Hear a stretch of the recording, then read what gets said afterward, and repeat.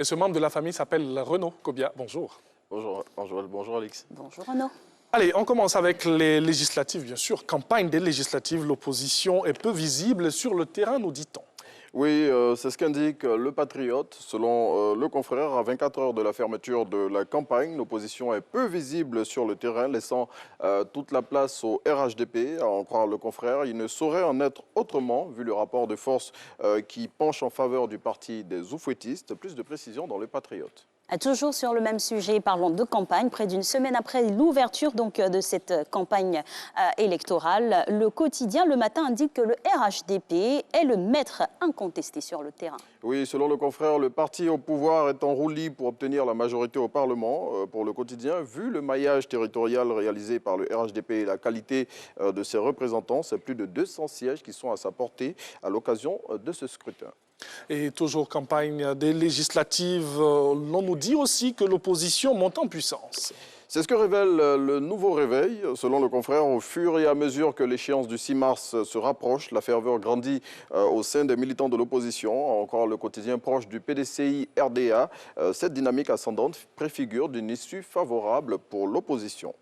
Et on reste sur le même sujet. Le scrutin législatif se tient ce samedi 6 mars 2021. Ils sont plus de 1000 candidats à convoiter les 255 sièges à l'hémicycle, bien sûr, et qui sont en lice. Dites-nous, Renaud, est-ce que ce ne sont pas les avantages liés à la fonction qui font courir la plupart des candidats ?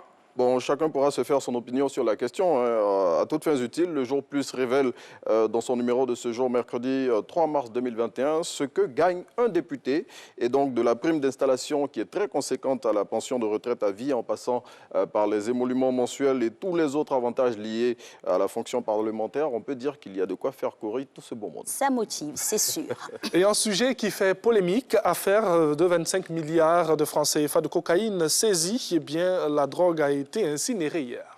Tout à fait, c'est en présence des autorités militaires et judiciaires que les 1056 kg de cocaïne saisis dans la nuit du mercredi dernier ont été réduits en cendres ce mardi. En attendant le résultat de l'enquête qui suit son cours, 2 personnes, on le sait, ont été interpellées dans le cadre de cette affaire. Et pour rappel, la gendarmerie nationale a saisi la semaine dernière à Cocody-en-Gré plus d'1 tonne de drogue pure en provenance d'Amérique latine.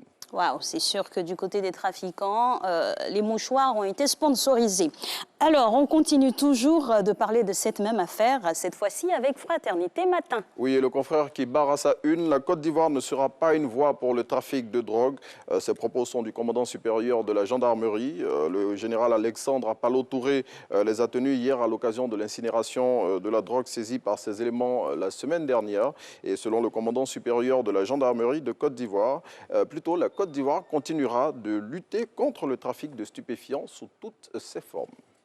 Et oui, les enquêtes sur les violences liées à la présidentielle du 31 octobre se poursuivent. Oui, et 5 personnes ont été interpellées dans le cadre de ces enquêtes sur les violences qui avaient émaillé la dernière présidentielle en Côte d'Ivoire. Ces individus sont les présumés coupables du meurtre du jeune Nguessan Kofi Toussaint, qui, on se le rappelle, avait été décapité à l'occasion de ces malheureux incidents. Et à en croire l'Inter, selon le bureau du procureur de la République, Adou Richard, qui mène ces enquêtes, les investigations prendront en compte toutes les villes de la Côte d'Ivoire qui ont été le théâtre de ces violences.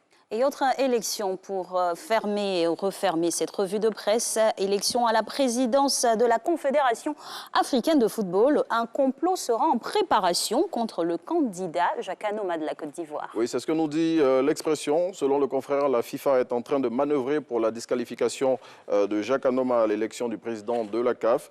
Le quotidien en veut pour preuve le courrier adressé récemment par l'institution à l'Ivoirien, courrier dans lequel il l'accuse de bénéficier de financement de l'État ivoirien pour sa campagne notamment. Et ce courrier lui a été adressé suite à un article d'un site d'information. Et il faut noter que le camp Anoma a démenti ces allégations de financement de sa campagne par le gouvernement ivoirien. Merci beaucoup. Merci. Pour toutes ces informations. C'est avec un réel plaisir qu'on les sert tous les jours. Et c'est important. Et donc, direction les kiosques à journaux, eh bien, pour acheter les journaux. Nous, on a donné un avant-goût. Maintenant, il faut aller développer tout ça dans les kiosques à journaux. Oui, il ne faut pas rester sur cet avant-goût et puis se mettre devant les kiosques à journaux pour titrologuer. Merci beaucoup à Renaud. Alors, une autre étape dans cette